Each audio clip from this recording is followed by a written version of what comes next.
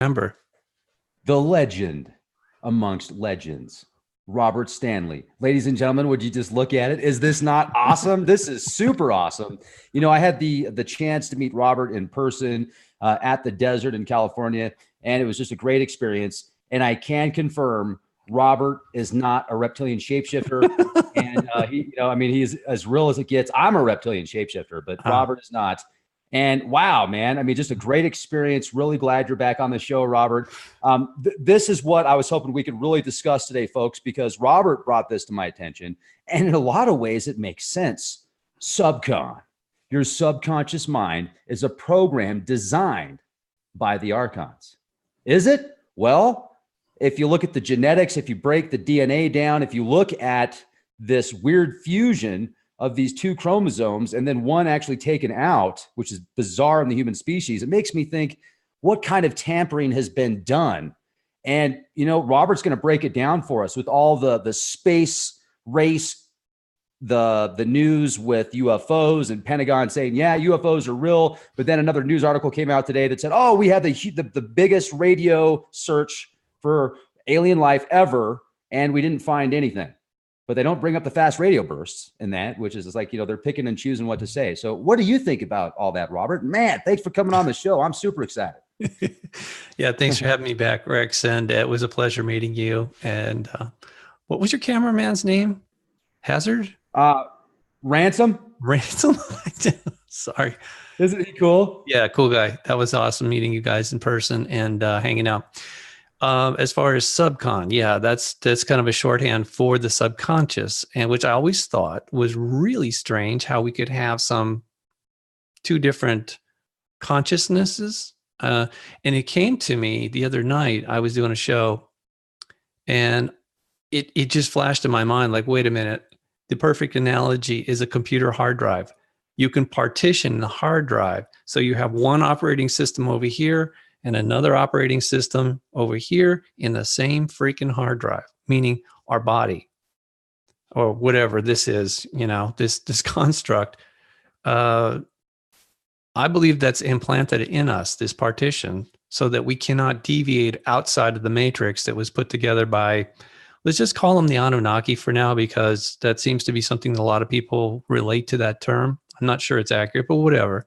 It's sufficient because it's going to lead us into something else about them, that another revelation that came up. But you know, these guys, whoever they are that have imprisoned us here, treat us like their property. And I really hesitate to say this, but I heard it on another talk show the other night, and it made a lot of sense. They're going to cull the herd. If to use a terrible analogy, like if you're a farmer and you've got livestock, sometimes you reduce the numbers, but then you can increase the numbers again whenever you want. Well, we know that we call these things extinction level events, and we know that they've happened in the past. It seems as though they have been orchestrated, depending on your perspective and how much research you've done about the history, what little we can get access to. And I know a lot of it's nonsense. In other words, it's not real. It's not accurate. But if you look at some of the narratives that come through history to us about the destruction of Atlantis, the Great Flood, right? That was probably done deliberately, if you believe Sitchin's interpretation of the Mesopotamian tablets of Sumeria. Because somebody was pissed, supposedly Enlil, Prince Enlil. So, and Enki saved us. Well, I've heard, and this is, I monitor a lot of different talk shows. Clyde Lewis. I think we can say Clyde Lewis on YouTube without getting in trouble. I hope. Okay. I got to say, I love Clyde Lewis, man. That guy's great. So yeah. Well, he was talking about, you can say that. So thanks for asking. Yeah. Well, it's a little late. I just said it. I don't think we have what do you call it? A bleep button. You don't have a bleep button? Yeah. All right. That's next. That's coming. Yeah, I'm sure. The YouTube bleep button. Beep. All right. So Clyde Lewis. Okay. Clyde Lewis was talking about the Aquarian conspiracy. And it really triggered me because I was already looking into this whole thing about how we've been led down a certain path of technology, thinking, oh my God, we're so smart. We invented all this stuff. Well, in fact, it was gifted to us, and not just recently, by the way. All this was a setup, in my opinion, because they wanted to make us more useful as slaves. That, in fact, that's part of the narrative. If you look at it historically, that originally we were just the Lulu worker, and eventually Enki created the Adapa and the Eva, and that they started to have the ability to, at some point, through genetic modification, we had the ability to procreate, and we also became sapien, the thinking man, supposedly, enough to be able to use the technologies or at least take instructions. But I do think it was technology. So the reason I'm bringing up this thing about the Aquarian conspiracy is it's not a conspiracy. It was part of a plan, a long-term plan by these Anunnaki, specifically Enki, who is, if you look at him being, one of his titles is the House of Water, Ea, E-A. So he's not only the Lord of Earth, but he comes from the House of Water, meaning I guess he has a base underwater, whatever. But he is coming back. That's what people are saying, who are, I guess you'd say, fans of his or devotees, or they worship him, or I guess you'd have to call them Luciferians. They don't always call themselves that, but pro-Enki people are saying he's our father, savior, creator. He's coming back in the age of Aquarius to set everything right. So hang on to your hats, people, because this is supposedly what's going to happen. And I don't see it. I really don't see it. The first guy that I can't mention, who was listening to his show, give you a clue, he's out of Texas, much like yourself. And he was talking about 5G was basically, they tell us it's for increased speed on the internet, when in fact, fiber optics does a much better job without killing us with radiation, actually killing everything. So it reminded me, I was thinking back, okay, so there's this blood feud between the brothers, allegedly, of the Anunnaki. We're caught in the middle of that. And at some point, Enlil, the brother, Prince Enlil, and I think even his father, King Enlil, decided that they wanted to wipe out what Enki had created. They felt it was a mistake to give us greater intelligence and the ability to procreate, and also technology. By the way, we'll have to talk about that. What we now think of as advanced technology, okay? It's nothing to them. It's just normal stuff, but we would think of it as advanced technology. But they want to currently, if I'm reading the tea leaves correctly, they want to have a specific type of culling of the herd, or an extinction level event that they can trigger through 5G and other things. And they've been working on this for a long time, but it seems like the final phase of it is going to have something to do with 5G. You're muted. I would like to add to that, because actually, I'm glad you brought up 5G. Today, I even did a podcast on 5G. There was an article on CNET describing how fast the download speeds were. And you know what? I kind of had to poke fun at it, because you better be downloading those speeds fast, because who knows what it's going to do to your lifespan. We'll just leave it at that. Yeah, now, the 5G is that they've got frequencies that are going up into I've read 40 gigahertz range. Mm-hmm. Now think about that. That's 40 billion hertz. The human body wants to be around maybe 8 to 40 hertz. So let's multiply that by, a 500 million. Yeah. And there you go, folks. Yeah. But I got real fast download speed.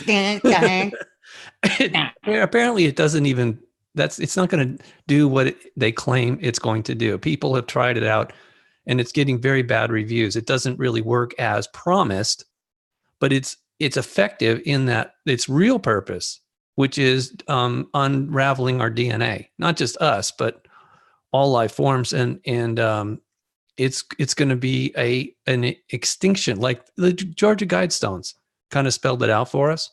And they've been trying to figure out different ways they can do this to us. But just because they eradicate those of us that they don't feel are as useful, they'll replace us with other forms of life that they feel are useful to their agenda. Now, I don't know who's going to win on this, but ultimately we lose. As far as I'm concerned, both Enki and Enlil and the whole crew are a bunch of space pirates, cosmic criminals, or whatever you want to call them. If that's what they're doing, and they consider us their property, I'm not buying it. I'm not going for it. Okay. I mean, kill me, get me out of here. All right. I don't want to participate in this insanity anymore. Cause it's unsustainable anyway. The whole thing is really psychopathic. I do think the Archon is real. That's why I was bringing it up. That's one of the things that I'm not even sure that they're in control of their own affairs anymore.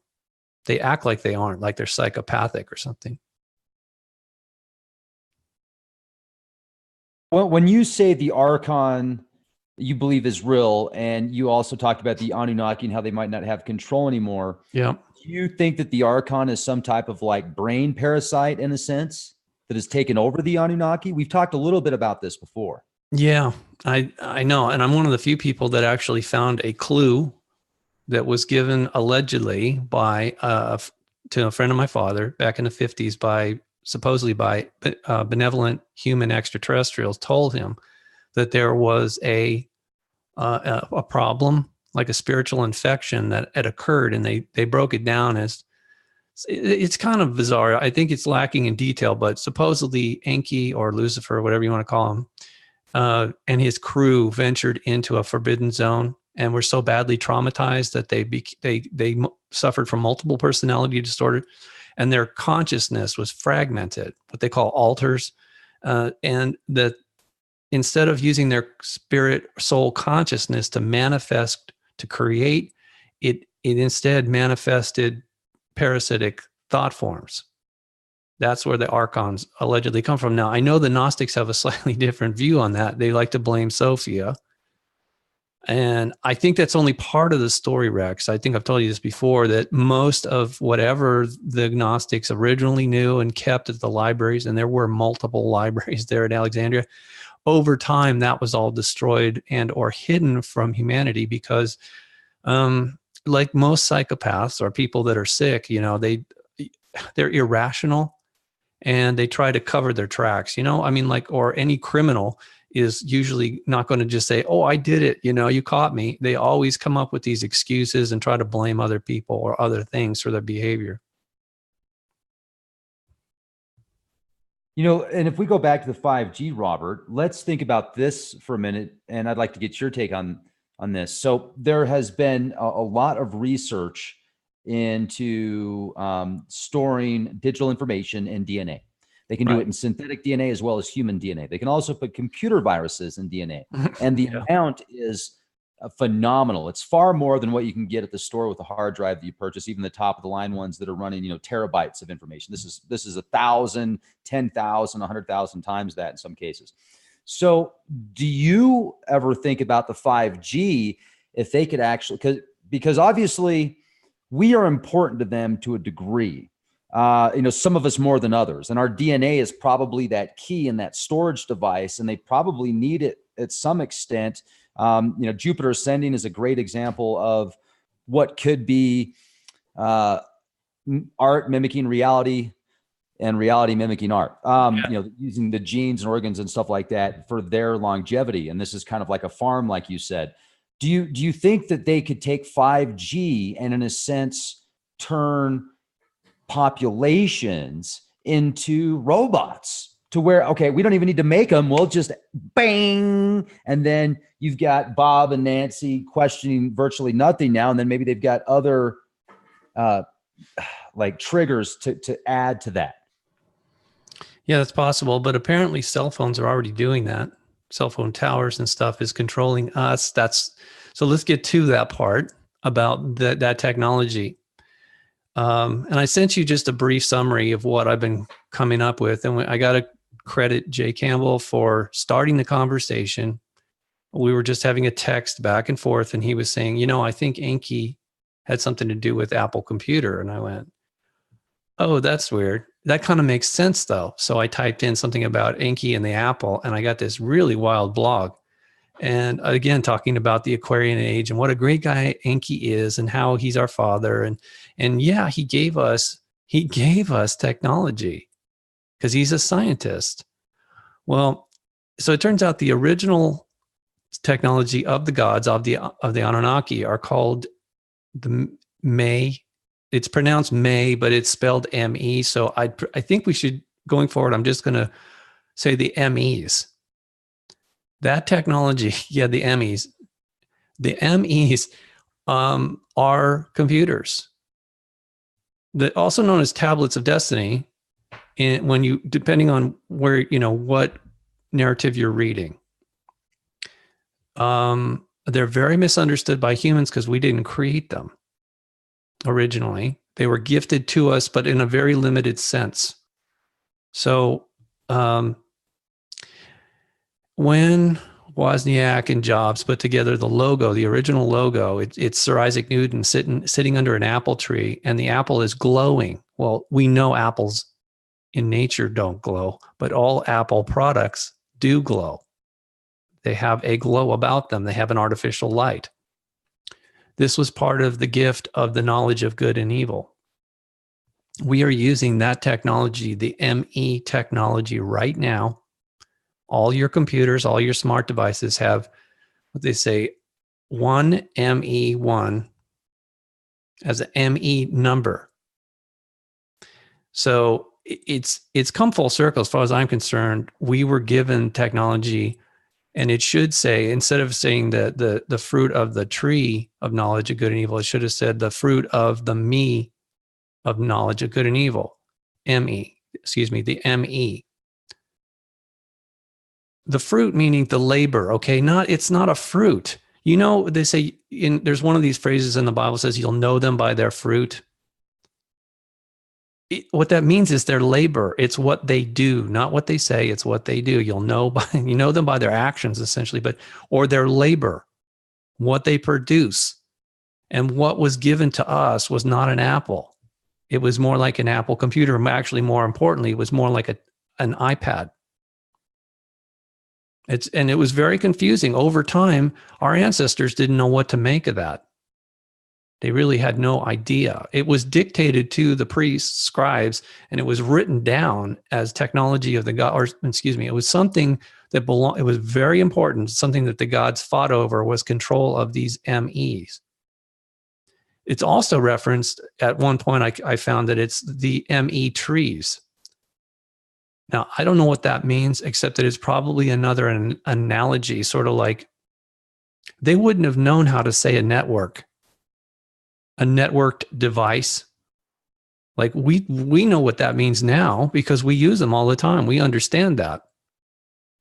Our ancestors would have no clue at all. So something that is networked, sort of like the branches of a tree or the roots of, like a forest, it's all kind of interwoven. Something like that. We call it a web, whatever. It was mistranslated. I'm sure this was mistranslated on purpose by the Anunnaki, and I'm sure it was really easy to do because they designed it that way so that we were. I mean, if you believe the narrative, Sitchin and his interpretation anyway, that we're just workers of, and they wanted us to be more useful to them gradually over time. Not a good situation, Rex. It's nice that we have an opportunity to talk about it and discuss it, because I look at this kind of like a think tank. And if we're aware, then, we can move forward. If we want to use the term ignorance is bliss, that's fine. But if you have that terminology, you're probably not listening to Robert. You're probably not watching Leak Project. You're probably not going to Unicus Magazine and, reading through the blogs, because that's the total opposite. That means you want information. But the May, see, I've read a bunch of these tablets, Robert, talking about the May. And when I think of May, I think of me, and I think of DNA, and then the tablets of destiny. But then now you're bringing up a whole other aspect. What if it's the May and these computer systems actually had digital imprints of DNA that they could use to create these beings, whether it was a giant, whether it was, one of these animals that had like a human head and a dog body. I've seen hieroglyphs that show specifically that of giants with humans, that they would have like leashes on them and pulling them around like, somebody that mistreated their dog or their pet. So do you think that there could be a connection there? Of course. No, you hit it right on the head, Rex. We do, good job, buddy. In order for us in modern times, like this guy in China that did used the CRISPR technology to create Frankenbabies, as whatever they're called, genetically modified babies, humans. That was done using a device, a networked device. A lot of the medical, most advanced medical technology is linked to an electronic device. We call it a smartphone, a tablet, whatever. But that's the control mechanism. It's not like the tablet or the phone is not all powerful. It's the connection it has to these different devices for whatever it may be. Like, okay, let's say a 3D printer. You can't just talk to the printer, but if you've got a device, you can input exactly what you want the printer to print. And it's the same thing for when you're doing gene editing. You can't talk to the gene, but if you have an interface through the digital device called the ME or May or me or what, just MEs, all right? The other thing is I found that this technology at that time was wearable. And when you wore the ME, it glowed. It glowed. Your clothes freaking glowed. Would glow in the, you know what I mean? So that means there's electricity there. So I was bringing that up a couple of days ago, Robert. Really? Some of these hieroglyphics. Well, I brought it up in a little bit different term. You see Egyptians that are sitting down and they've got these headdresses on, and it looks like they've got some type of device behind them. Yeah. And I don't think they were just doing that and they're like, "Oh, look at me! Do you like this headdress I'm wearing?" It's probably some antenna system connected with the electric currents that the pyramids were creating and all of this other stuff. It was probably making them superhuman. I mean, I just can't even imagine what they were doing with it. No, superconductive. And that's where the gold, the monoatomic gold comes in. Okay, so there's two trees, allegedly, or MEs. One was the knowledge of good and evil, and that's what we're doing right now. We're using this technology or knowledge of good and evil for good. I hope that's my intention. I know it's yours too, right? But it could also be used for evil. Like the people that go out and do mass murder and they live stream it. That's pure evil, right? Whereas the same ME can be used also for what do they call it? A tree of life, or ME of life. It had multiple functions, is what I'm trying to say. Basically, it was the interface that allowed them to activate all kinds of technology, including life extension. I mean, radical life extension, okay?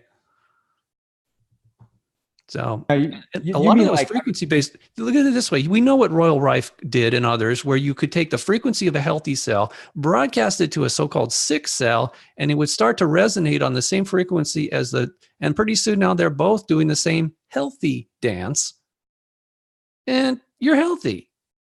No injections, no surgery, none of that crap. It's not that difficult, but it's withheld from us. Remember, it's forbidden. They want you to be on something that they can sell you and control the narrative and make sure that it's connected to an industry. And gee, how are they going to profit off of you if you can take a frequency machine that you don't have to go buy additional parts for? And then if you really get healthy, then they're going to be like, "Oh my goodness, now we've lost a customer for life." Well, it's not just that, Rex. I see what you're saying, and I agree, but those are just for the so-called elite among us. But they're actually servants to the Anunnaki as well. They're the ones that dictate the process, the protocols come from them. It's not us. We've never been alone. We're not sovereign, not en masse. We are definitely not sovereign. So, and I'm sure this is one of the reasons we're not getting so-called disclosure of any kind that is authentic or accurate. None of that crap is. Well, you didn't think that Bill and Ted's Excellent Adventure drone footage from the Navy was authentic?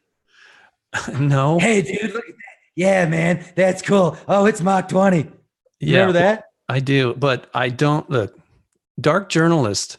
I don't know if you see what he did. He put out this. He busted the lie that the CIA put together through to the Stars Academy and Elizondo not being head of ATTIP. That's, I mean, come on. And now supposedly they're holding briefings. And there was also another thing. The Navy came forward and said, "Oh, well, yeah, we just want to tell you we really are taking this seriously now, and we're not ridiculing our pilots now." And then they came out with another one and said, "Oh, by the way, we're not going to share any of our information with the public, so you can just forget about that." Thanks, guys.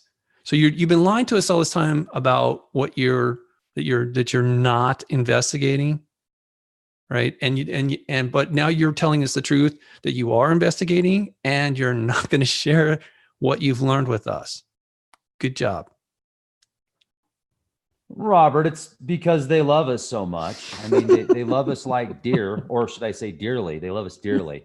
Now, didn't President Trump recently, when asked about something like what was going to happen or what they were going to do, he like pointed up and made a comment, and it was almost like he was pointing up at the Anunnaki or something like that. Do you remember that? I don't recall that. All I know is what Stephanopoulos tried to do at the White House with Trump recently.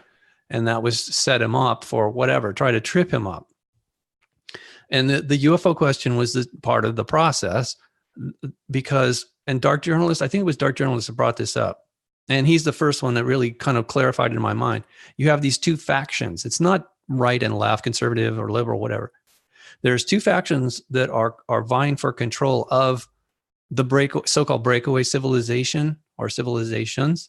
But that's a very, very misleading term that Richard Dolan came up with. And I know he means well, but these guys are not breaking away from anybody. None of us are.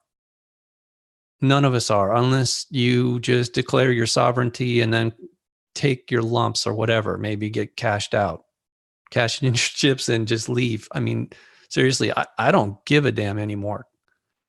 And I am going to unplug at some point. This is not a threat. I know I need to unplug. And I will find another way to communicate with people, but this technology is toxic.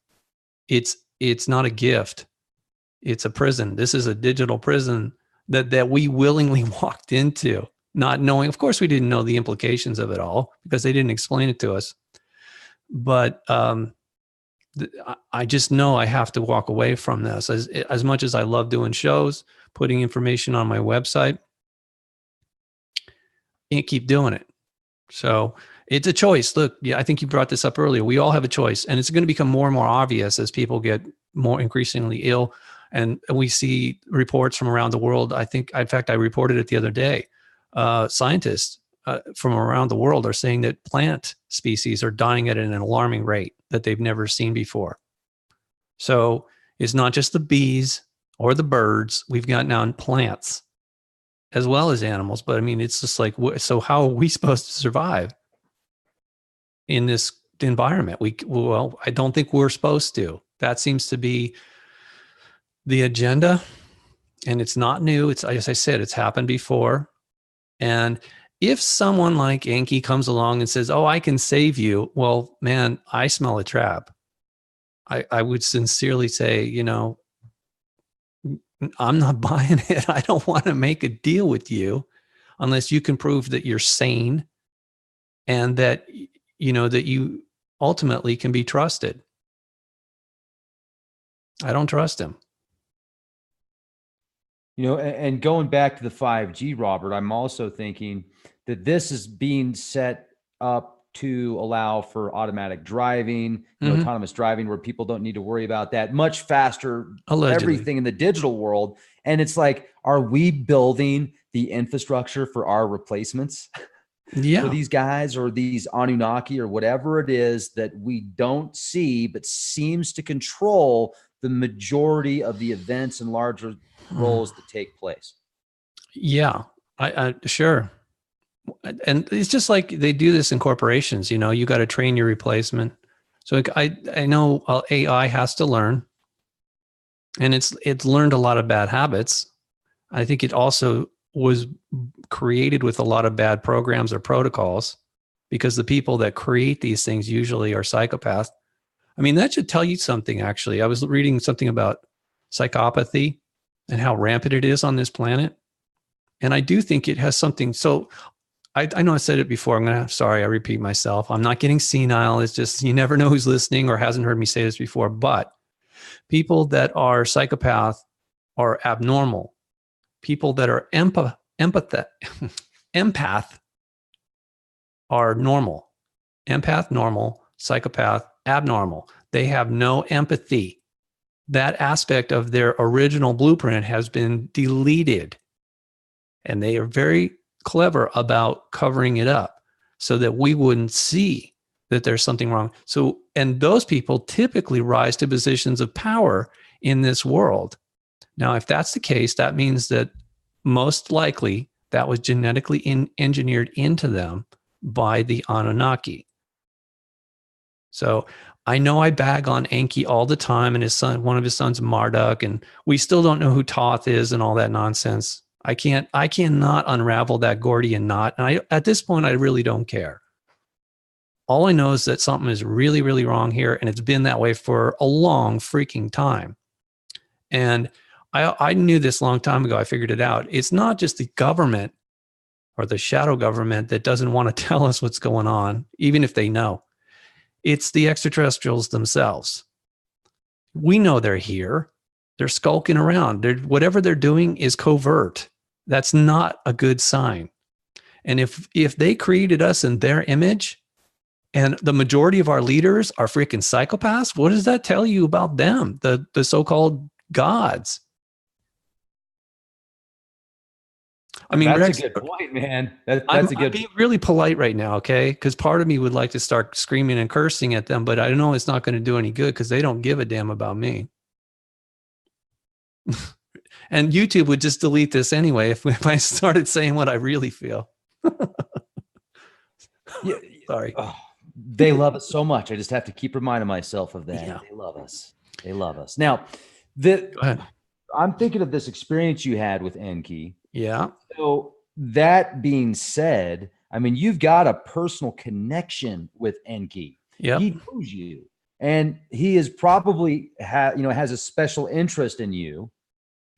So do you wonder if he, ever kind of pops in and is just kind of checking you out to see what you're doing and where you're going? I mean, do you that's sure. Why not? I mean, that's easy to do, especially when I put out broadcasts with people like yourself. I think I've gotten more attention being on your show than any other show I've ever done, including my own. And we started off by talking about my so-called relationship with Enki. I didn't ask for that. And it was just, it's been a gigantic puzzle trying to figure it out.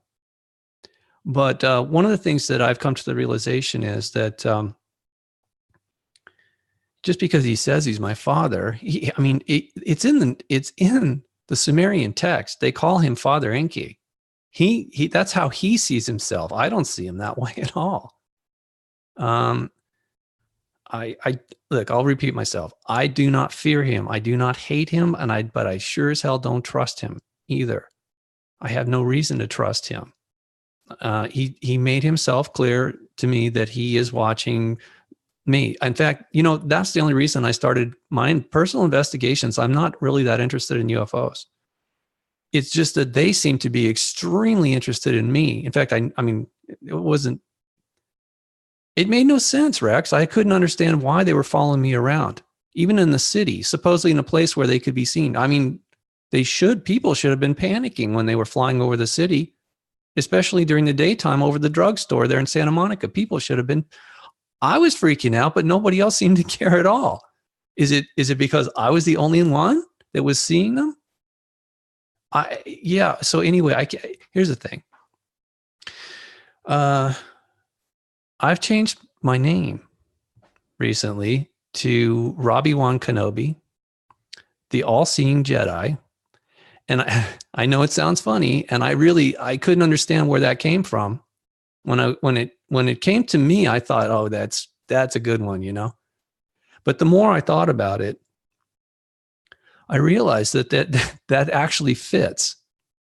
I am the all-seeing Jedi. I mean, when it comes to these matters that have been hidden for so long, nobody else seems to be able to penetrate the veil the way I have. And I don't feel special at all, but I think I should at least accept the title. Like, he's got all kinds of titles. Ea just means house of water. Enki means Lord of Earth or Lord Earth. Lucifer means the light bearer. So it sort of just dawned on me, well, my title, if I had to have one, the all-seeing Jedi, it's poking fun at the Illuminati. Okay. They are the dark side of the Force, but I embody something else. You know, in the midst of all that insanity that was going on around me with these dark forces, I was able to connect with the web of light, the cosmic web of light, the Force. And I had no idea that until recently that the whole Jedi narrative actually is real. It came from extraterrestrials, benevolent extraterrestrials, the same ones that contacted my wife back in 1990 and were the impetus. They were the driving force, and still are the driving force behind Unicus magazine.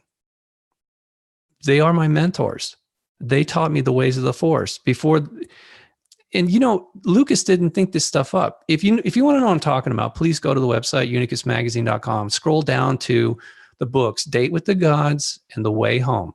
Both of those books will make it very clear to you that somebody already was using the terminology about the Force, and that it somehow got to George Lucas and ultimately became part of the story.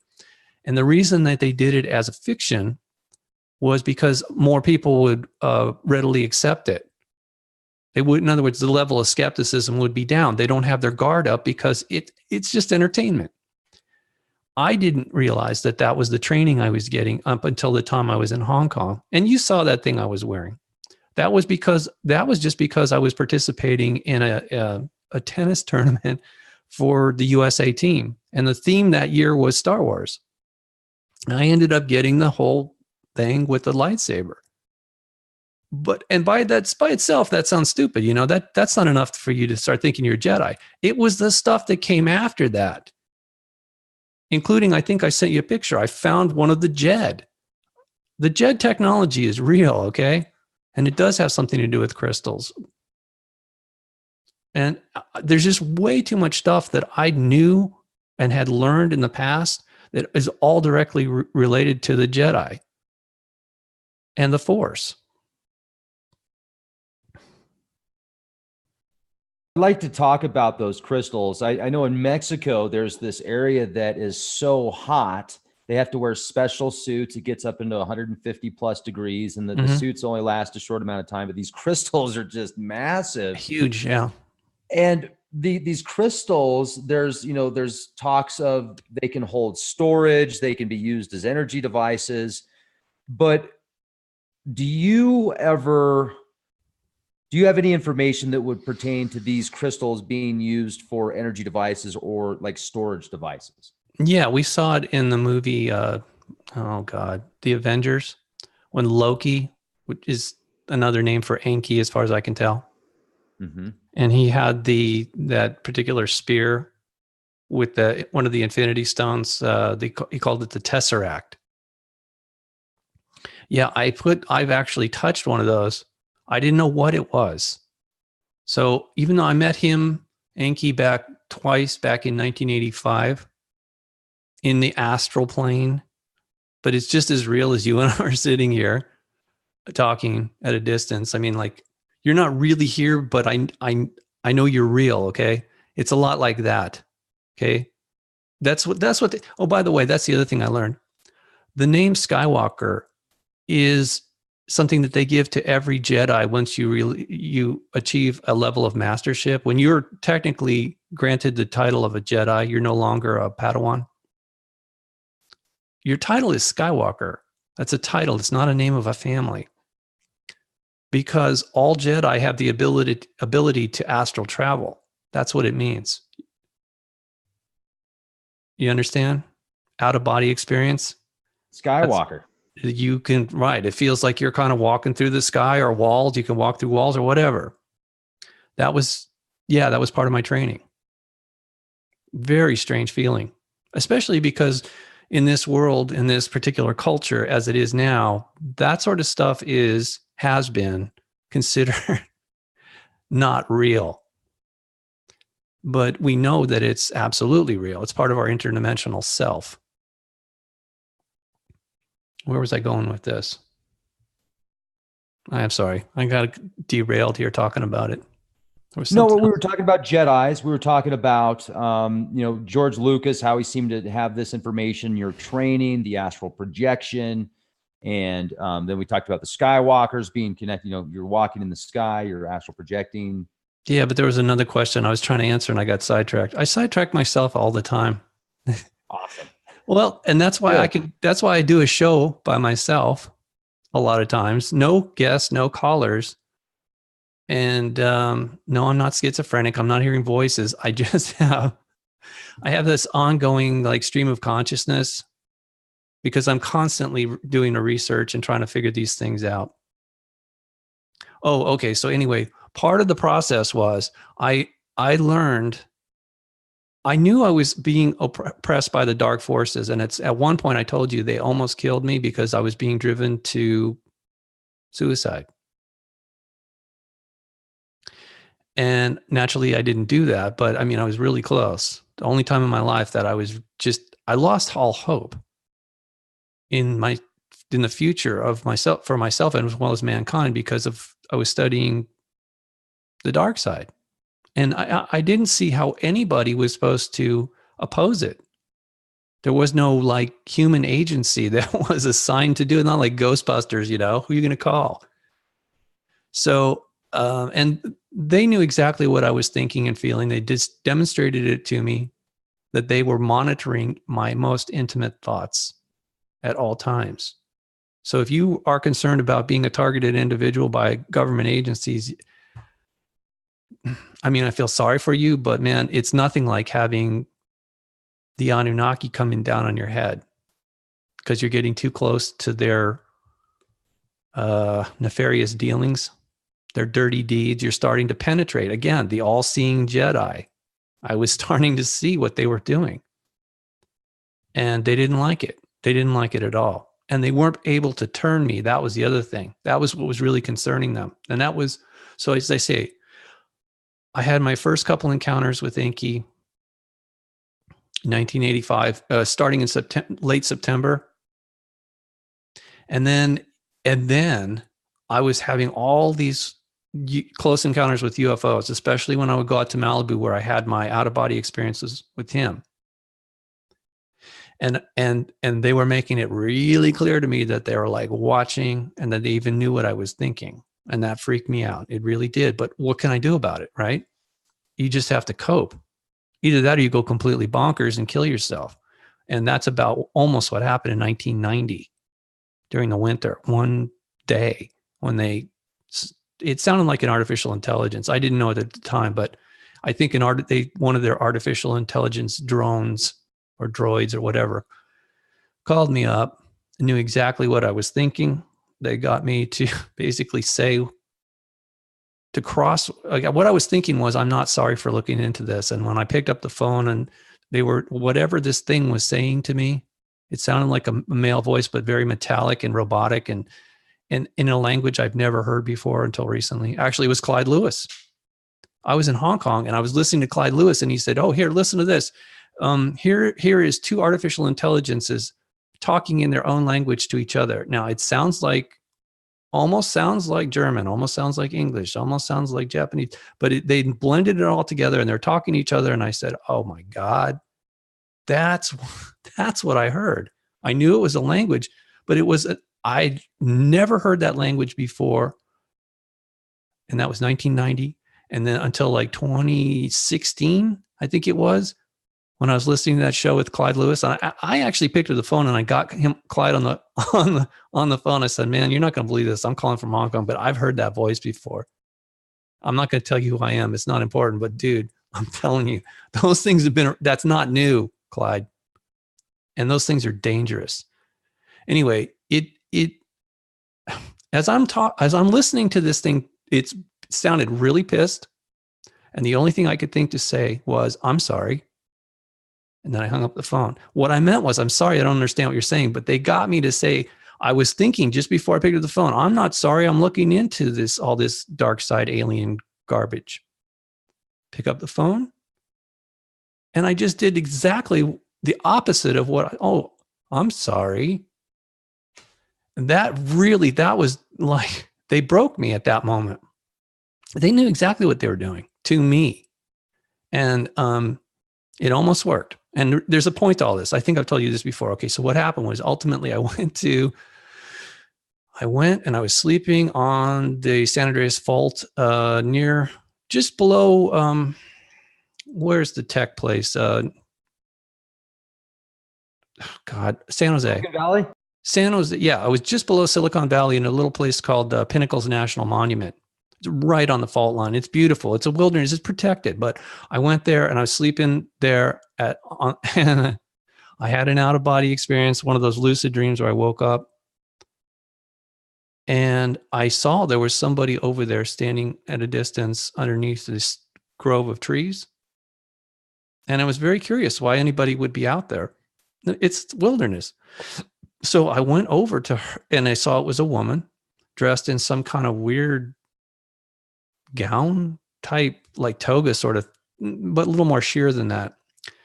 I'm looking at her and I'm wondering, what is she doing out here? And she says to me, if you decide to stay, because I was planning to jump off a cliff in the morning, just to be brutally honest about it. I wanted out. That's what I was planning on doing. Yeah, that's what I was planning on doing.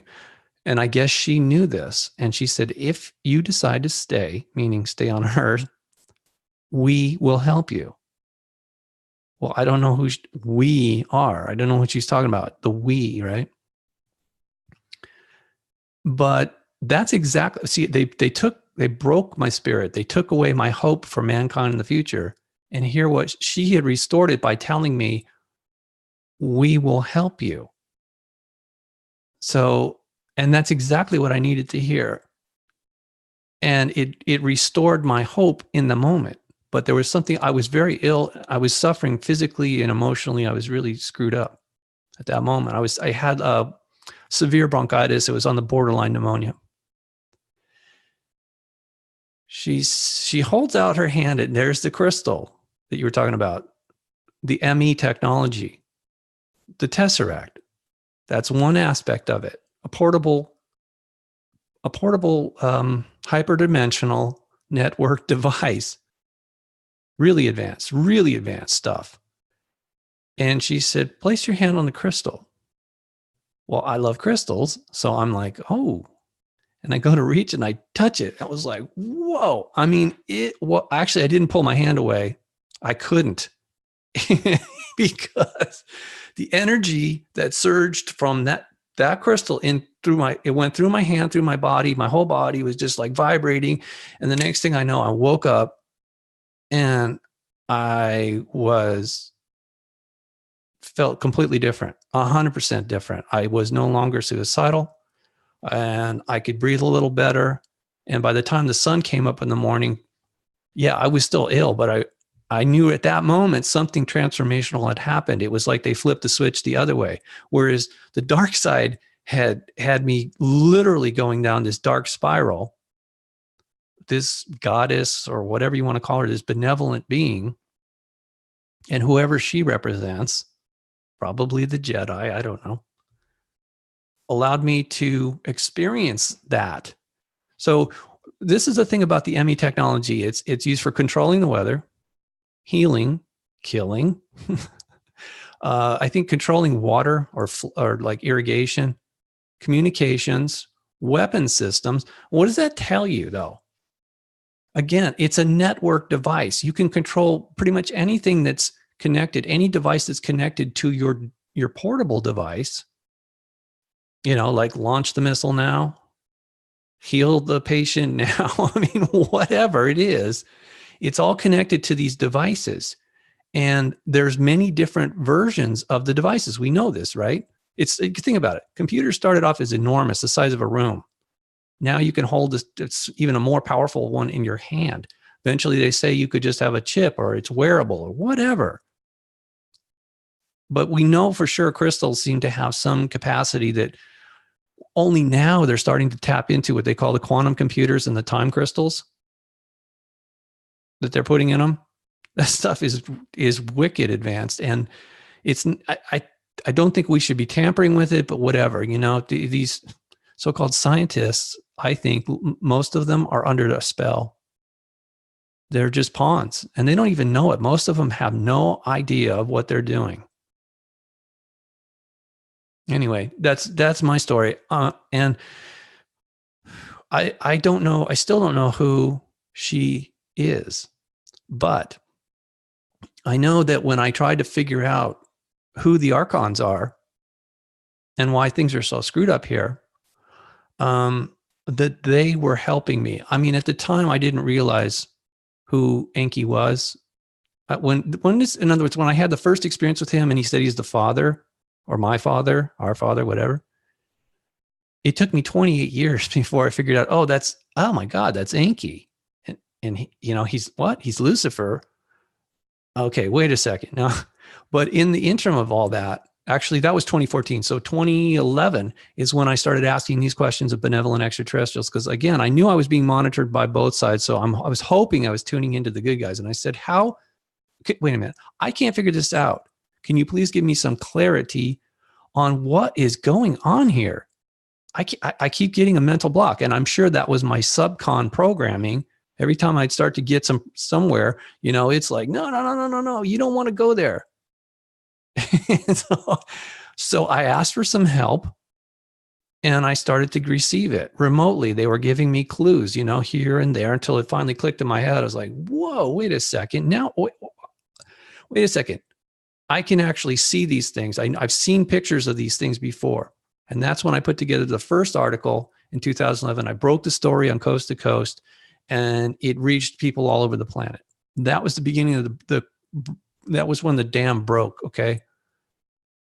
There was the beginning of the end for the Archons because they were being exposed. Now, I don't take full credit for that. I'm telling you, it's because I asked, and then I received the message, and I just passed it on. I wasn't too happy about being the messenger, Rex, I got to tell you. And I was attacked for it, believe me, not people. I was attacked by the Archons for that. They felt I was threatening their very existence. Tough. Sorry, You deserve it. You guys deserve it. You're skulking around doing all this covert crap to us. It's time people know. And in fact, that was the next phase, ultimately. I wrote the first article. Then I was given more clues about how their origins. So I kind of started with this summary of who they really are. Then like I explained to you before, these clues that were coming in. They were actually right in my face the whole time. But again, because of the SUBCON programming, it was like I was kind of like partially blind to things that were right in my face. So when I asked for the help, it was like the good guys were slowly removing the veil and allowed me to like, oh, you got to read this book again. Well, I'm like, man, I've read that book 3 times. Oh no, you need to read it again. Holy crap. It's like right there. It's talking about it, and I mean, hey, the third clue though, or the third thing I said to them was, I should say the third article that came out of this was, so how is this going to be resolved? And that was by 2013. I was asking that question. I was still in Rhode Island. So they showed me that in the future, there was going to be waves of energy washing over the planet. Well, we know that's happening for sure. Scientists are talking about it. They say, we don't know where all this energy is coming from, but it's hitting the planet like waves coming. And that was shown to me and others. I know, I found out later, I wasn't the only one, that this was going to be this was going to wake us up. It was going to break down the barriers that had been erected by the Anunnaki or whoever, the dark side, that was keeping us cut off from, or making the reconnecting to the cosmos, the web of light that was shown to me by the benevolent ones, the force. And because when we connect to that, we have access to all kinds of real information, real loving energy, and light, light. So thanks for doing it. I'm getting a contact out right now. Okay, so when as these things are happening, more people are now starting to see things clearly, and ultimately they have to make a choice. Do you want to continue to serve the dark side, knowing that's what you're doing, or do you want to serve the light? So this is a critical time. They told me it was going to happen no later than the early 2022 is going to be the cutoff date for everybody. And at the time, that was 2013 when they showed me that. I'm like, well, oh my God. But there was an additional thing to that, which was I was asking them, okay, what are we supposed to do in the meantime? Just sit here and take it, suffer, tough beans? That didn't seem acceptable to me, because I knew that confronting them head on, just being pissed off, calling them names, cutting off, just don't feed them, right? Just be all loving and don't feed. No, they'll find a way to trip you up. Okay. They need food. They'll figure it out. They're more clever than we give them credit for. So part of the antidote, the antidote for Archons, that was the third and final article that I wrote. It's something I've told you about, and I know it sounds overly simplistic, being calm, kind, creative. And I figured out one more to that. One more component is being courageous, because they do not want us to be courageous. I'm not talking about being stupid, but if you start to exhibit fear, it takes courage to do this, Rex, is what I'm saying, being calm when other people are acting completely frantic, as you see a lot of these snowflakes and other people delusional, triggered, whatever. You have to remain calm even when they're going crazy. You need to be kind when other people are being cruel. Increasingly, they are. No way to hide it. The other one is being creative when others are being destructive. And I told you, being courageous. Now, why are these things so important? Sounds simple, because all three of those things are resonant. The resonant frequency that you create when you do those things, one or all three or four of those things, creates a resonant frequency around you and in you, which allows you to connect to the cosmos or the force. When you do that, there's no room for dissonant energy. The dark side is all about dissonance, destruction, cruelty, corruption, right? So that's something we can do. It's not as goofy and, when you just say, oh, love and light. Yeah, that sounds good, but that's not enough information to help people move out of the dark side, away from the dark side. It's pretty wild, huh? Yeah, and I like it. It makes sense. Yeah. That's important. And it's the whole love and light thing is amazing. You have to have that. You've got to have a game plan, and the way that you brought that up was great. And that brings me to the next question. So there was a long time in my life I was really getting I was in a very dark place back around 2010, 2011, 2012. And when I say dark place, it's just based on all the research that I was doing and the way that the MFers were controlling the world. And I was finding the roots to things that were just like, that is so terrible. How can people even sleep at night being a part of that? It's like dark ecstasy. I saw it all around me, and especially in these corporations and in the media, and just people were walking around like mummified caterpillars, and they were defending the psychopaths because they didn't know any better. And I mean, I've never met somebody that worked for the CDC that told me, I'm not even going to get into it. Well, anyway, so that was another podcast. I got to remember, algos, happy, joy. They love us so much. So where was I? Okay. 50-50. Now, over the years, I have learned to evolve in the sense of I just poke fun at it as much as I can. Okay. Like the other day I was getting blasted with EMFs, and I was just like taking it in. Oh, this is amazing. I love it. When you start tingling, it's just give me more aluminum. I need it.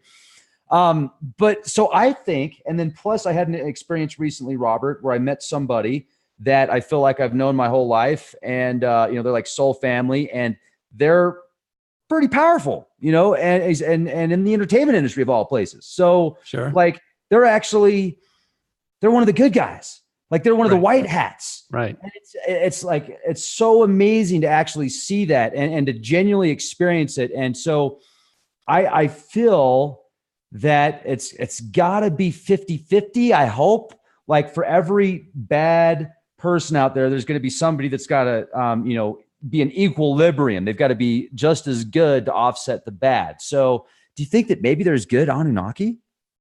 Some of them, sure, they're all redeemable. We're all redeemable. Like I said, I don't hate any of these entities, and I don't fear them either. But I don't trust them. And if they want to get well, see, that's the biggest part. That's the hardest part, I should say, about rehabilitation. A person has to want the help. But if a person makes that choice, let's say you have an addiction problem, right? Say, I'm tired of this path. Could you please help me go a different direction? Then sure, there's plenty of help. But if you try and force the help on them and violate their free will, then they're just going to resist it even more and go even more into the hole. So that's the biggest problem. And again, that was also explained to me in 2013, that as everybody wakes up and sees everything exactly for what it is, finally, for the first time in a long time, some people are going to choose to go to the dark side. And we who are on the light side cannot judge them. We cannot try and stop them because that is their choice. We have to honor their choice, their free will, as painful as that is going to be, because some of the people that do that are going to be our loved ones. It's not a pretty picture. But hey, look, since you brought it up about people, we don't know a lot. Here's the thing. In industries like Hollywood or tech, high tech, it's very dangerous for anybody who is working in the light to, again, oppose this dark forces. They typically, you have to be very subtle or covert about it. You can't just come out and say, hey, it's basically painting a bullseye on yourself. So I'm glad you met somebody like that, but I'm not surprised. Yeah, but look, Hollywood's going to evolve ultimately because everything's going to evolve because it's going to collapse. One of the interviews I have on my website at unicusmagazine.com is a shaman from New Zealand, or a healer guy that contacted me. Pretty interesting stuff, what he said about the Anunnaki. The leadership has agreed to leave, that they realize that this is a losing proposition, and they've agreed to move off to their own little zone and let things be rehabilitated. Now, I know that doesn't make any sense to most people. They're like, that's BS, Robert, because just look at around you. Believe me, I have my finger on the pulse of this planet. And I'm not joking. I am the all-seeing Jedi. I see stuff that's not even posted on the internet or the news. So because I have a connection with these benevolent extraterrestrials, they're feeding me information. So, but the bottom line is this, and that's why I was contacted with what I'm going to tell you now. When the Anunnaki came here, they overlaid a matrix, a calendar system, the horoscope, also known as the scope of horrors. That's what my friend calls it. And this was designed to take us out of phase with the rest of creation, to cut us off, to isolate us. And it worked. It did. It worked really well. But supposedly now, this is what I'm being told, benevolent extraterrestrials have come along and flipped the whole thing over. So if this was the original matrix, the divine blueprint that was here, that was all sustainable and symbiotic for life, the Anunnaki came on and they put this false thing overlaid. And that's been the problem for thousands of years. Well, that all ended June 1st of this year because of the benevolent extraterrestrials. I think it's like the game, you will kind of put your hand here and somebody do this and like that. Remember that game when you were kids? You kind of just do this. It's kind of a stupid game, but I don't know who thought that up. But apparently that's what the benevolent ones did. They took the original blueprint and just laid it over on top of the fake matrix. And so most people don't understand the calendar system is not only just made by the Anunnaki, it's made by them to control us. like again, by taking us, like disconnecting us from creation, and more importantly, from our extended family beyond this world. They don't want us to connect to the web of light. They don't want us to know any of the benevolent extraterrestrials, in other words, having a direct relationship with them. They placed this like barrier around us, isolated us. And that's all being broken down. And again, it started on June 1st of this year. And they chose me to give this information to people through while it's still up and running, through this ME technology, the Anunnaki technology that we're using right this minute. So you can see that. You can see it on my website, unicusmagazine.com. Pretty amazing stuff. I hope you're right, man. I know I will say it's felt different, especially the past couple of years. It's become, the more I'm starting to think about things, they're just coming into fruition faster. Yeah. And it's like the vibrational matrix is just increasing in speed. So these beings, extraterrestrial, interdimensional, very powerful in nature that you're discussing, I'm wondering if those are the boneless ones that are talked about via HP, or not, I was about to say HP Lovecraft, Helena Blavatsky. Helena Blavatsky, The Secret Doctrine, she talks about the boneless ones being here, like they were the progenitors. What are your thoughts on the boneless ones? Yeah, of course. 18 million years ago. Well, sure, because everything starts from consciousness. Remember I told you it's consciousness, energy, matter. So of course they were not physical. Everything here was a concept from consciousness. And what is it? Where are the waves of consciousness, energy, matter come from? They come from our soul.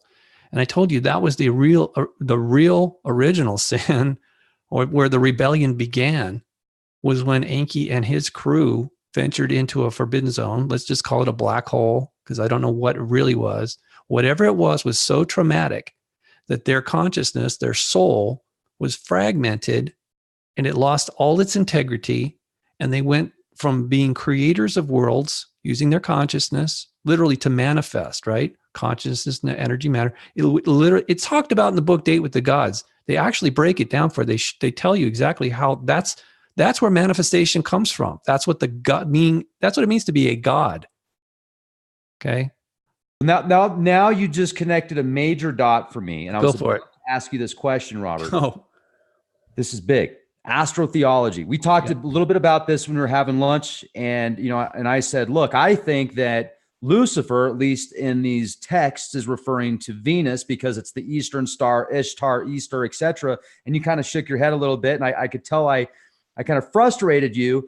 But then I also said, I'm looking at it from an as above, so below. So just because because the texts are referring to it in an astrotheological aspect, it doesn't mean I don't believe there is a being that could be referred to as, people looking at it as Lucifer or the devil or Satan. Uh-oh, you froze up. I froze up? On either that or you just were catching your breath. Anyway, go on. No, I did freeze up. Literally, when I started talking about this, the gremlin started eating bandwidth. I'm not joking. I was like, "Gank, gank." So do not tell Robert what you are. Okay. But you said that they're manifesting these things, right? Yeah. So my mind, I've been attempting to grasp, are the gods like Enki? He's connected to Neptune. Yeah. So I'm like, did he come from Neptune, or is Enki Neptune specifically? And then is there somebody that's very powerful that decided to hijack the planet of Neptune as far as in these texts, so that when they pass in the spirit world, they're still getting all this energy pushed into their matrix because people are believing that person is that planet. So it's like a way to usurp power. It's energy transference. But what you said, when you said these beings were so powerful, they were creators of planets. Yeah. That would make sense in the term of the gods. These beings, they're manifesting these planets, but they're also in the micro version, in a human or a god or goddess version here on this planet. Right. Brilliant. Yeah. Well, okay. So all the planets in our solar system that are part of the zodiac or the horoscope, the calendar system, is based on the movement of the planets in our solar system. It's 12 Anunnaki gods. That's where the 12 months come from. And it's been diluted like everything else, you know, it's been twisted and distorted. But you can read about this, not just a presentation that my friend from New Zealand, his name is Huna Mauta Kumara, talking about the new calendar of light and the omniscope. But also on the first link I have in there, you'll see the original logo of the Apple computer company. Click on that, read that. It talks all about the, you know, Anunnaki, specifically Enki, giving us these gifts of technology and how he's such a great guy and he's coming back. Well, I'm not sure about that. I know a lot of people would like to believe it because we're sort of programmed to believe in hero worship. And that's kind of what this whole horoscope thing is about, that the planets are so powerful that they control our destiny. Bullshit. What about free will? You know, certain people in my family love to look at the horoscope and say, oh my God, you know what? This is going to happen next, you know, this month and all this stuff. I'm like, if you believe it, it will happen. And that's called programming. That's mind control, my friend. And that is not cool. See, the thing is, it's very tricky. It's not exactly a violation of our free will if we believe it or accept it. If we agree to go along with their system, their matrix, we play by their rules, we have nothing to complain about. We have no room to say, oh, they're violating our free will. No, we're going along with it and we're perpetuating it. So this is why the benevolent ones have given us an alternative, or I should say, reestablished the original matrix, the original blueprint. And at some point, like I say, in the very near future, no later than 2022, so we got a few years left of this insanity. And the way my friend Mauta explained it to me was that you have the leaders of the mafia have moved away, but they left their lieutenants, their subordinates are still here, and they're fighting and they're freaking out because they've lost their leadership, the you know, the dons, right? The capo de capo, the heads of all these families have moved out because they made a deal. The real art of the deal, okay? Not this little nonsense between nations. We're talking about whole planetary systems, galaxies even. It's huge, okay? But anyway, getting back to manifestation, all things that we see in the physical started in the non-physical consciousness, actually one step above that in our soul. But the thing about our soul is it doesn't exist in isolation by itself. It is networked to the rest of all the souls throughout creation through a web of light. That is the force. It has nothing to do with your mitochondria or what they call the midichlorians. It's a small part of it. There's a physical component, but it starts in the spiritual realm. The non-physical realm pre-existed the physical. So when Blavatsky, not her real name, she was a plagiarist, whatever. She was pulling information out of wherever. Like you said, kind of 50-50. It's usually how they do, sugarcoat the bitter pill. But yeah, the boneless ones are real. I mean, that's when I was having my dialogue with Enki, we didn't have physical forms. We looked like we had physical forms. He radiated light that was absolutely astonishing. But the bottom line is we do exist. You know, we're all interdimensional beings. At least those of us who that are souls, as opposed to constructs. You know, the biggest problem is when Enki and his people lost their ability to manifest as gods, science was born. They no longer could manifest. So what they did is they manipulated what had already been manifest by the other gods, which they used to be. But when they lost that ability, like I said, they went from being builders of worlds to then destroyers of worlds and master manipulators of what already exists. This is just, so we call it not genetic modification or advanced science, like nanotechnology. It's nonsense. That's not the true divine process for manifestation.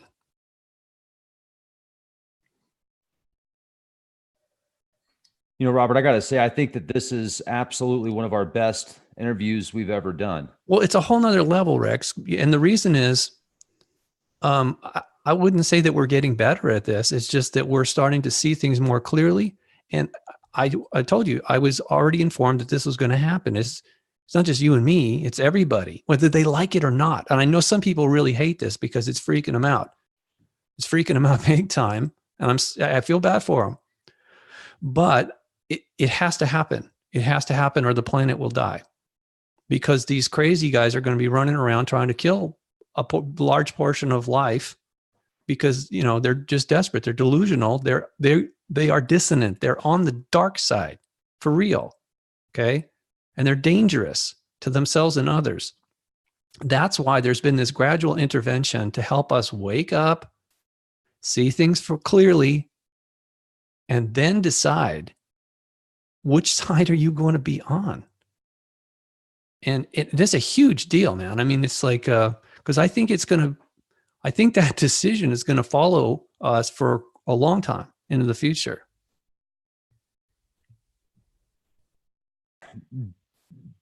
There was an article that I saw recently that, talk about AIs again. It's funny because I was discussing this at LeakCon in Denver. I was talking about how I think the gods are going to return. And I was talking about the pharaohs and the way that they would take their bodies and mummify them to just, they would take the whole body and brilliantly mummify for thousands of years because they wanted to be resurrected. And then if you read the Inanna Descends to the Netherworld, that describes how Inanna decides to go to the underworld, and it's very cryptic. She has to release all 7 layers of protection. She gets down there, and when she gets down there, she is worried that she's not going to make it back. So she tells one of her followers to, if she doesn't make it back out, to go to Enlil. And if Enlil doesn't agree, I think she said go to Nana. And if Nana didn't agree, it might not have been Nana, but it was definitely Enlil. And then there was another one, and then Enki was the final person that her follower went to. And then Enki's like, all right, Enlil's like, nope, not going to do it. Once you get down there, you can't come back because you've obtained knowledge and power and information that you just can't bring back to this plane. So, Enlil says, no way. Then the other person says, no way. But Enki's, he has compassion in the tablet, and he's like, okay, bring her back. And so what he did is he took his thumbnail, which I think what he really did is he took some DNA and he created these things with DNA. But it talks about how he took his thumbnail and created 2 demons, which went into the netherworld and brought Inanna back from the netherworld. And then she had to give up Dumazid, which was her husband at the time, the demons. And she gave up Dumazid over her hairdresser, which was very interesting, her hairstylist. She's like, no, because the demons are like, okay, you've got to give somebody to take your place now. She's like, hairstylist, my husband, take my husband. It's crazy, man. But anyway, so then you talked about the return of Enki. So do you think the gods are coming back, man? I mean, do you think that it's going to be like just these giants, Thanos? Have you read the book Date with the Gods? No. Okay, well, it's free on my website. You should go and check it out. It's very easy to read. I will. And it was written back. Good, because I barely read. No, well, but this is something. Well, because you asked the question, they're already here. Now, the benevolent ones are very selective about who they contact, and the reasoning or the rationale why they contacted this one individual named Charles Silva back in '74 when he was in Peru was so that they could get the message out that they are here, that they have been here. They've always been here. They live and work in underground bases, but they can also walk among us. And the only reason that they're here is to prevent from evil forces from taking total control over us and the planet. Now, those are the same individuals that contacted my wife when she was in Peru in 1990. And they took her into the base there under Lake Titicaca, the same base that Charles was taken to in 1975. The book came out in 1977. By that time, though, he worked in the movie business, and he'd already given this information to people within Paramount and other studios in the studio system back in the day, in the 70s. So the same year that Star Wars came out, his book Date with the Gods came out. And you read it, it'll blow your mind. It's not just about the gods. It's about how they use the Force. All right. They never used the word Jedi. But okay, if you also read, there's another, I only suggest that you read parts of Date with the Gods. It's actually very entertaining parts of it. I think you'll totally dig it. But it's an easy read. There's nothing critical about it. It's just kind of hard to wrap your mind around the fact that they're already here. They've been here. They never left, both good and bad. But they're both acting covertly because there's an ongoing conflict. And I told you that didn't start here. So how do they get their message out? Well, they're sure as hell not going to go to a news organization because they know it'll be censored. Actually, what she said to this in particular individual, female human extraterrestrial, she said that there is a global control group here on this planet. They're globalists, and she never said exactly who they work for, but I can tell you it's the Anunnaki or whoever, whatever that family, that galactic dynasty, that's who they really work for. They have their servants here basically keeping a lid on all of us from learning the truth. And again, this book is really obscure, and it had a limited print. And I read it when I first started working with my wife on Unicus magazine when it was in print. And we got to know the author, Charles Silva. And he's a real person. That's a real story. And I know look, I'm going to warn you up front. You'll be triggered by some of the things that are in there that are religious or sound religious. But if you read through it, you'll realize that it's not about religion. Religion is a trap that's set by the dark side. There's some spiritual truth, is what I'm trying to say. There's some basic processes that we need to understand about being able to astral travel, being able to manifest using our soul consciousness energy into matter. It's a very important thing. I mean, that's our divine gift. That's our birthright. That's who we are. We are gods. Okay, we're not just extraterrestrial colonists or genetically modified monkeys or whatever. That's not true. It has never been true. That was some big, huge lie. So check that book out. I like that. Yeah. I don't want to be a GMO monkey. I mean, I guess I can act like one sometime. With a smartphone. We come in peace. We come in peace. Folks, you definitely need to check out Unicus Magazine. And if you go to unicusmagazine.com, you can the blogs and the articles that Robert has put together. And some of those are, you need to go to the website because they're pretty intense. Let's just put it that way. So you want to go to the website. And I mean, I've been following you, Robert, now for several years. And I've always appreciated our conversations, and it seems like the more we talk and the further we evolve, it's a whole new level every time we get a chance to do this. And well, Rex, you said you're coming to California. That's pretty amazing to me because I put out the invitation many times to many people and with lots of different responses, but you've seen some of the ancient ruins that I was guided to there in Malibu. Now, the place where I grew up is called Zuma Beach, but the natives call it Sumu. In Sitchin's work, he said that particular name, he called it Shumu. He claims that means rocket ship. Well, I get news for you. They never used rocket ships. That's absurd. We would call them UFOs or starships. Light ship, whatever you want to call it. But I mean, I've seen that technology. It's freaking amazing. It's not rocket technology. Sorry. Sitchin was kind of an interesting character, but he was really way off in a lot of ways. But there was some truth to it. So that's where I grew up, Sumu. And that's where still people are seeing the UFO flying around because I'm sure there's a base there. It's not that underwater anomaly that people see on Google Earth. That's a distortion. It's a distraction. But I'm pretty sure, I can't prove this, but I'm pretty sure there is an extraterrestrial base there. And it must be ancient. And I know they're all over the world. One of the things I need to send you is out right here in California in Death Valley. It's also about the Mu, about these Mu, the beings that lived in Death Valley when it was still filled with water. and they used ships. And then later they were the natives, the so-called primitive natives, saw them using these flying canoes. So there's a lot going on out here that most people don't realize. And it's ancient, super ancient stuff.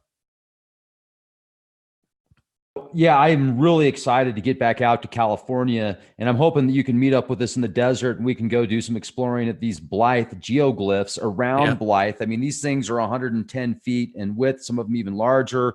And Ransom and myself have been going through this swaths of information that show possible cover-ups as well. Wow. And they look very similar to the Nazca lines in Peru. And here's what's even more fascinating, Robert. Some of these areas in California look like landing pads. So if I didn't see the landing pads there, you could just say, hey, maybe the natives were astral projecting and they were wanting to see these things when they were popping up, 5,000 to 10,000 feet up via mind.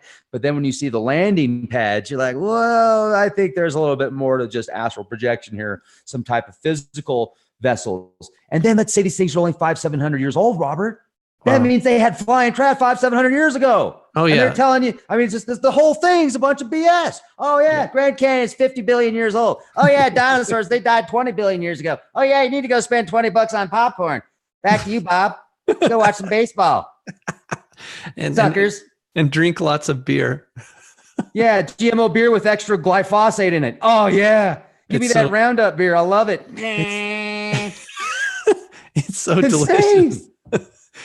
Well, anyway, that's all coming to an end. Thank goodness, because people are waking up. They have to, whether they like it or not. And I know a lot of people are sleepwalking, and it's rude to awaken somebody when they're doing that. But it's ultimately it has to happen. Like I say, it's time for the apocalypse, which means the unveiling. All right, and this was already known, and I'm sure this is why the dark side is desperate to retain control, and they're doing stupid crap like glyphosate and all these other stupid chemtrails and 5G and you name it, right? But this isn't going to last. As far as I can tell, they're not as powerful. The dark side is by itself, by very definition, dissonance is destruction. It can't be sustained. It's a very limited process. Whereas resonance is eternal. It's life-giving. It's symbiotic. It's compassion, it's love, it's light, it's family. I mean, come on.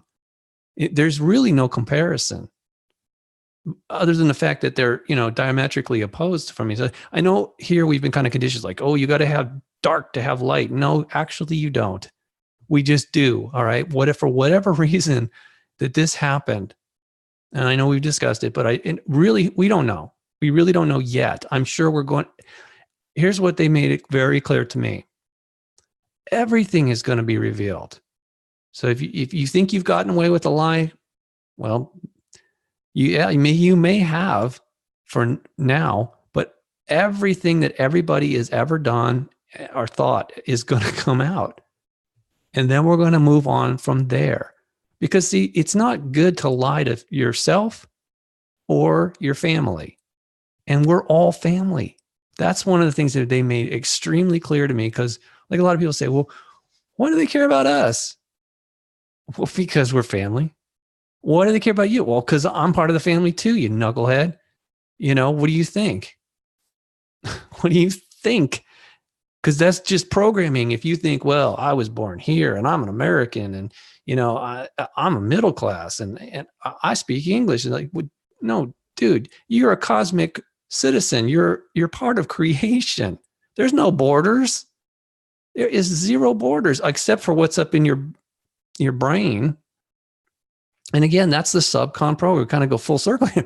That's the SUBCON programming saying, no, you're an earthling. You're an American. It's just all that crazy. It's like a mental prison. And we don't have to play that game.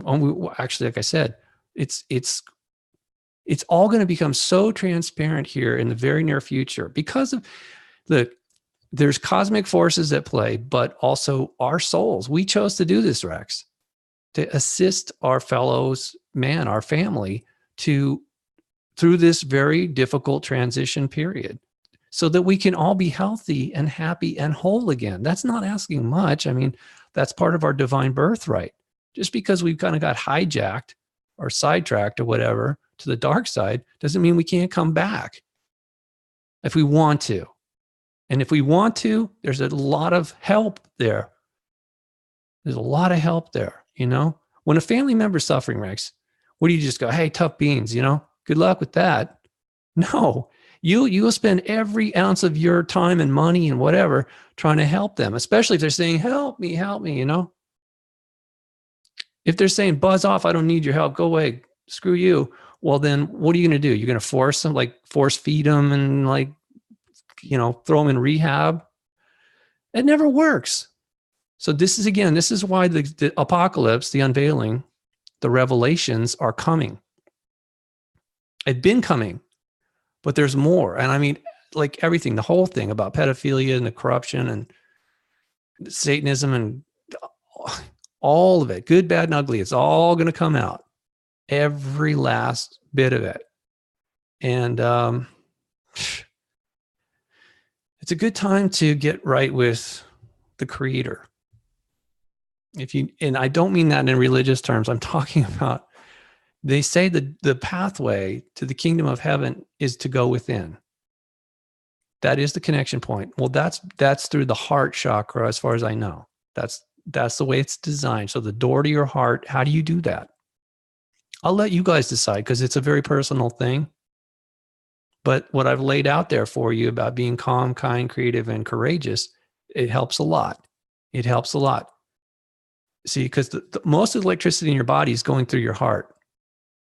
But if it's not calm, kind, and creative and courageous energy, your door is shut. Your door, your heart, your connection to the kingdom of heaven is shut. And when I say kingdom of heaven, I'm talking about the force, the web of light, the cosmos, creation, our home. Our home is not Earth. I mean, it's like being on a beach and going, well, you know, see this speck of sand? Here's my home. What? No, it's just this beach. It just goes on and on and on and on for miles, you know, and you can see out to the edge of the horizon for freaking ever. That's our real home. Okay. The creation, all of it. It's all ours. It doesn't belong to the Illuminati or the Anunnaki or whoever. It's our home.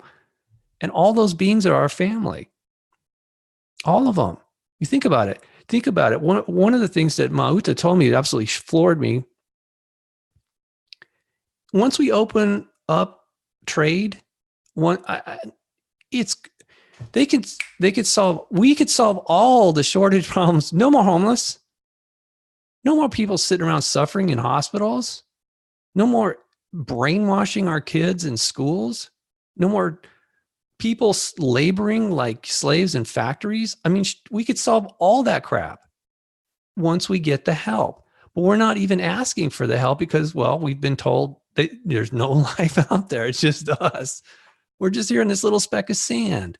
And, you know, we need to beat each other up and pollute the planet, you know, make more weapon systems in order to be safe. Huh? Fucking crazy. It is crazy. And that's why if you're not crazy in this world, yeah, you're freaking crazy. So you just have to figure that out and you know, take it with a grain of salt. And if you can learn to joke about it, I think that's one of the best forms of therapy for me anyway. I mean, the best way to stay healthy. Oh man, you're gonna bombard me with nano dust. I'll breathe it in and I'll sneeze it back in your face. Are those aluminum foil hats helping at all? Actually, check this out. I'm going to show this off real quick. Go for it. Like this, we're going to go for a walk. This is the evolution. This is the evolution of the tinfoil hat, as you can see right here. We started off, you know, we had we got this guy, which is nice tinfoil, and then this is the McFly luminescent tinfoil that lights up in the dark. Then I think these are sold out. These are the MKs. Those are gone. We got some gold editions, and then these are the tinfoil caps. And then this is a scary, freaky thing I got there. And I'll tell you a funny story, man. I was with Kristen when I got that, and I'm like, yeah, I'm going to get some funny props for the podcast. And so we went to this like craft store, and we were looking at these weird masks, and there's this guy that kept walking past us. I swear he must have thought we were like swingers or something, and he was going to ask us if he wanted to go to a party with him and get these masks. It was just the craziest thing. I'm like, dude, no, it's a podcast. We're not. It's like, no. Anyway. So yeah, if you ever go look at those masks, just get prepared to have people walk up and be like, "Oh, hey, you going to a swinger party?" No, it was a podcast on Leak Project. Anyway, yeah, but yeah, the caps are pretty cool, right? No, they look awesome. But is it real aluminum foil or what's in there? No, they're handmade in the United Kingdom. This is a special fabric. They look like aluminum foil, but they actually, here's what's cool about them. This is no joke. Mylar. There's liners that come with them, right? And the liners you can take in and out of the caps, but they'll block 3G, 4G, 5G. They will literally block up to 30 gigahertz. And I've done the tests to prove it. So if you've got your phone, you can wrap your phone in a liner, put it in your pocket, and the amount of radiation that you're going to be exposed to is far less. So they look cool. You know, you have those on your website? Yeah, tinfoilcap.co. Tinfoil cap. For the phone, the same stuff for the phone. You have that too? I'm gonna have to check that out. Yeah. And I'm actually going to send you one. I'm going to put it in the mail, and I would be honored if you would just one of these days show it off on a podcast that you do. That'd be cool. Hey, speaking of where I grew up, all right, starships. You also have a lot of stars in Malibu, right? Land of stars and starships. That picture behind me, that's Steve McQueen in the movie The Getaway. No, excuse me, The Great Escape. Sorry, I always get those confused. The Great Escape, where he's riding that motorcycle and he does the jump over the thing and crashes. Steve McQueen played a role in my life when I was working on the beach there in Malibu as a security guard. And because they had this homeowners association, and he told them, I was told this later, he told them to hire me and put me in charge as a young man in my 20s. I didn't know him. I grew up with his son, but there was something I was doing. And I was told I don't know if it's true, but it was because I was picking up trash off the beach, even though I was a security guard for a different company, a private security company that was trying to patrol the beach, the private part of the sand. All right. And that was a gig I was doing for money. But I noticed there was so much trash coming up on the beach, and I had extra time. I was collecting it, putting it in a bag, and dumping it where the county would then take it away. So apparently I thought, well, whatever, I don't care. And just, I was getting paid for security, but I figured I would do some good while I'm there. Apparently he saw me doing that and told that the what they called it, the homeowners association had meetings. They had council, you know, they had a council. There was there was 100 houses there, mostly all Hollywood producers and actors and directors, whatever. Got to meet some of these people, interesting people. But McQueen, for some reason, had this kind of eye on what I was doing before he died. He died tragically, okay? As far as I can tell, leukemia. Or something in his lungs. What was that thing? No, from asbestos exposure when he was younger. It's this horrible. M. Mesothelioma. That's right. Yeah. That's what it was. Like I said, so I grew up with, his son was a little younger than me. His daughter was a little older than me. She died I still can't find the reason, but probably exposure to radiation or something there in the dark side in Malibu. There's a lot of dissonant energy in Malibu, okay? I found that out the hard way. It's not just me. It's just a lot of people. Steve is another one. He suffered. He was already sick before he came there. It didn't help that he came there, was breathing, like radioactive dust and stuff in the air. But when I first landed here after coming from Hong Kong, it was effective. I think it was like April 1st. See, April Fools, right? I landed LAX. And I'm staying at a hotel with my wife. And I look on the phone for news because I do that every night. And here's a story about his son. And it was in the Hollywood Reporter. And it's not important other than the fact that I remembered, oh, he's living in Palm Springs. I'm driving to Palm Springs tomorrow to live there. Wouldn't that be weird if I run into his son after all these years and said hello? That's what I was thinking. That's all I was thinking.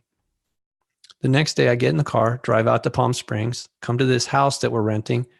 That was in the garage at the house. And there's a book right next. I know that's, what are the odds? It's a really old, really faded, kind of creepy, weird. Just what is that doing there? Even I told my wife, I go, remember, didn't I say last night something about Steve McQueen? And then this shows up in the garage at a house that we just randomly rented, and a book of photographs. And some of them are here. And he's in Palm Springs with Allie McGraw, who I was friends with. I was friends with Allie McGraw and her son. In fact, and he was the guy, her son was the guy that gave me that bead that prints out the 3 belt stars of Orion from the secret society that was there at the Sumu, that particular location. I'm trying to give you a little history of how these things come together, right? So I was floored when I saw this. I'm like, oh my God, talk about a weird, Jedi force, the all-seeing eye, the all-seeing Jedi. This was just waiting for me as a reminder, like, you're home and he's still part of your life. And I'm like, that cannot be, because he's dead. Well, shortly after I put this up in the room, I had a lucid dream. I woke up and he was in my room and I freaked out. I'm like, what are you doing here? Because he looked so alive. And I'm like, I said, dude, you're an amazing actor. Everybody thinks you're dead, including me, because he looks so alive and he's like right in my face and he's giving me that, he had a really piercing stare. He had a very intimidating way about him because he grew up in the mean streets of New York. He had a very rough life, man. So, and I didn't know what to say to the guy other than, you want to be on my show? It's like, I'm trying to have a conversation, but it's not happening. He's just kind of like staring at me. And I'm like, and so I don't know what he said. All I know is he ended up on my radio show because we were doing some video as well. All right. We were trying to incorporate that into the radio show and make it more multimedia, whatever.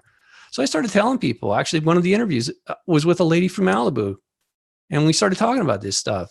So he actually did become part of the show. And what I found out was, as I was explaining things to my audience about him, towards the end of his life, as he was dying of cancer, mesothelioma, he became a born-again Christian, which, no big deal, other than the fact that I'm sure if he had lived longer, he would have broken from his traditional role as a Hollywood bad boy to being this, playing roles that would have actually inspired people spiritually. Somehow he connected with his soul at a time was really critical. Because, when things are going well, you're riding high, whatever, you're famous, you're wealthy. Why would you bother going into, the spiritual realm? Because Hollywood is not about that, right? It's like the antithesis of it really embodies the dark side of the force. But he was headed towards the light side of the force as his body was crapping out there towards the end. That's where he was going. So in a way, I do feel like I think there was some unfinished business. Now, I don't know what else he's doing other than like ghosting me. But it's like recently I got invited to do a segment with Travel Channel because they said, the producer said, people are telling me you're the guy I need to talk to about UFOs in Malibu. I said, okay, what's going on? He goes, well, Gary Busey's son claims he had a UFO experience out there in 1990. I'm like, oh, well, yeah, I'm sure he did. And they said, well, can you come on would you come to Hollywood and we'll sit down and interview you?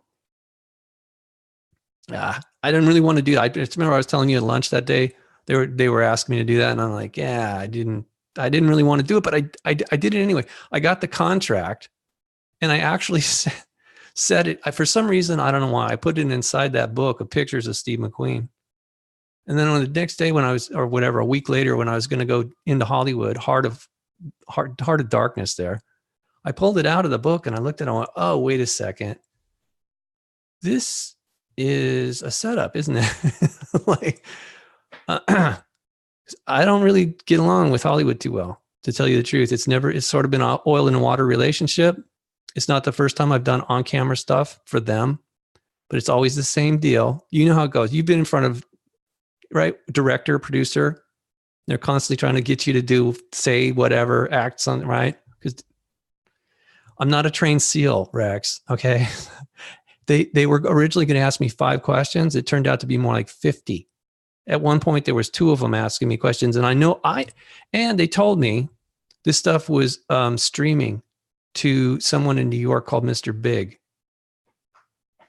Wow. And I'd already checked the place out before I got there because I know that place has when I say dark, heart of darkness, there is a lot of creepy crap that has gone on in those homes in not just Malibu, but the Hollywood Hills. And I'd seen that there was this room under the building, and my wife, she was I brought her with me because basically to keep an eye on me in case anything bad happened, because I just was getting such a bad feeling about working with these guys. And she went outside and around the corner and stuff. She says she went down these stairs and she said, I think that's a dungeon.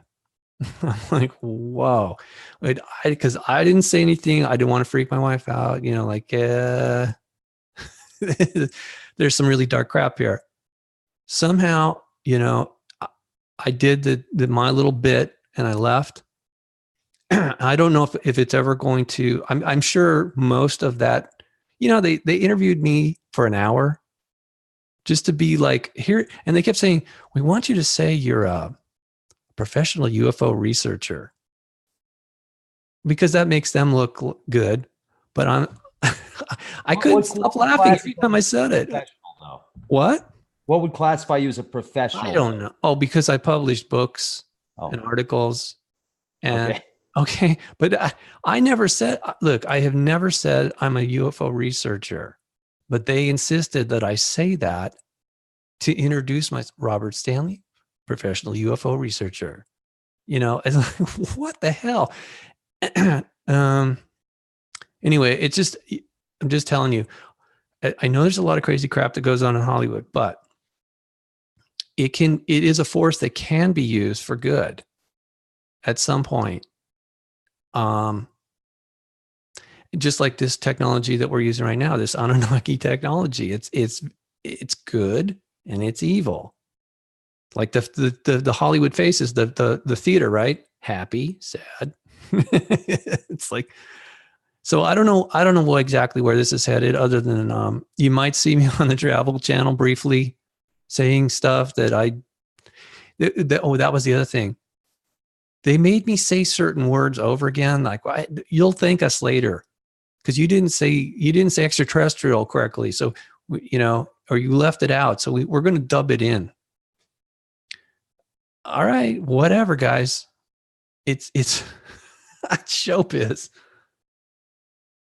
That's funny because today actually someone sent me a link to this one YouTube channel where this guy will take somebody's video and try and make them look like a goofball and funny. And I tried to laugh at myself because I make fun of myself all the time on YouTube. Yeah. When I watched this guy try and make fun of me, I mean, it was just all he was doing was taking my stuff out of context. And oh yeah, somebody did that to me as well. They said I was crazy and they were taking out little clips.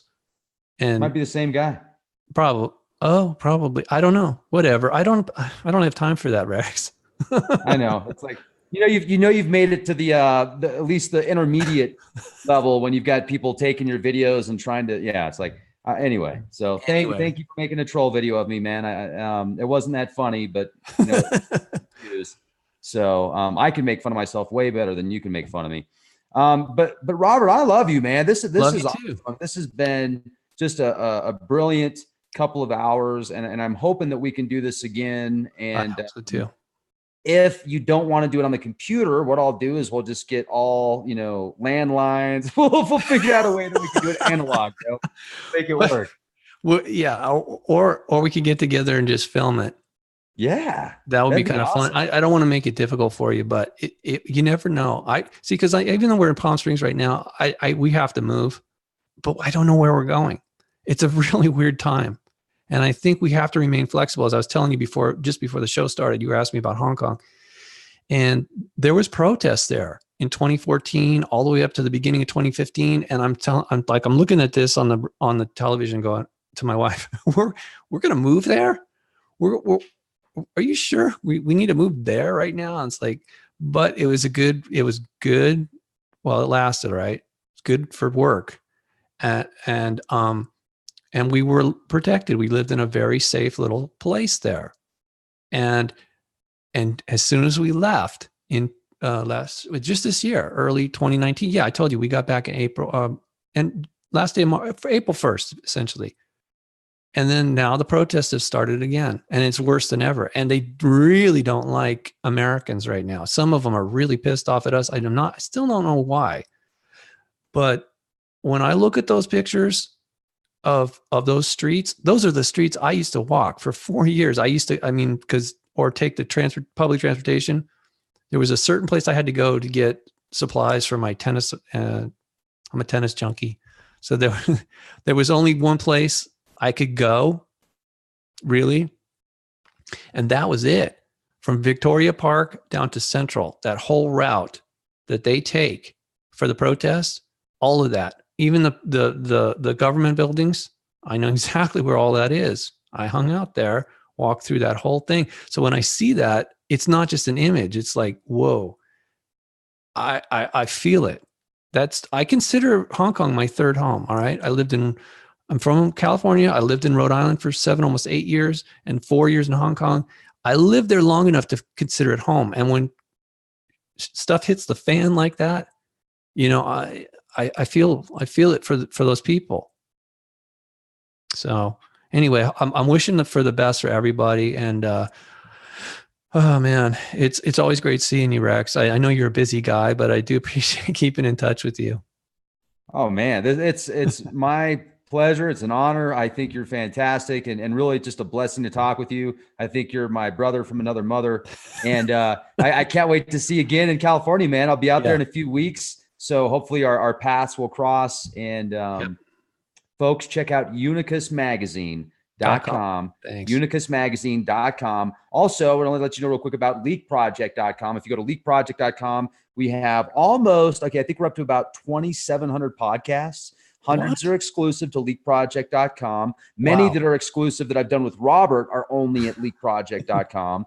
Some of those kind of controversial. And also, we've got a forums section there, forums.leakproject.com. I get so many emails. I get hundreds of emails a day, and I have a tough time going through them all. Leave them in the forums section, you guys and gals. Your information's beautiful. The world needs to see it. Don't just send it to me. Go to forums.leakproject.com. Start filling that up. And, be nice. Don't leave anything that would come back to haunt you, because remember, the internet is full of gremlins. But stuff that'll help the world, leave it there. unicusmagazine.com. One more just quick shameless plug, folks. Gaia.com/leakproject. There's a link in the video description box. Is giving free memberships to Leak Project listeners. So that's a deal that I have with them. There's about 5,000 channels on TV of really nothing people want to watch. That's why you come to YouTube. Well, Gaia's got some cool stuff also. So love you, everybody. Be excellent to each other. Be the change you want to see. Robert Stanley, the legend continues. unicusmagazine.com.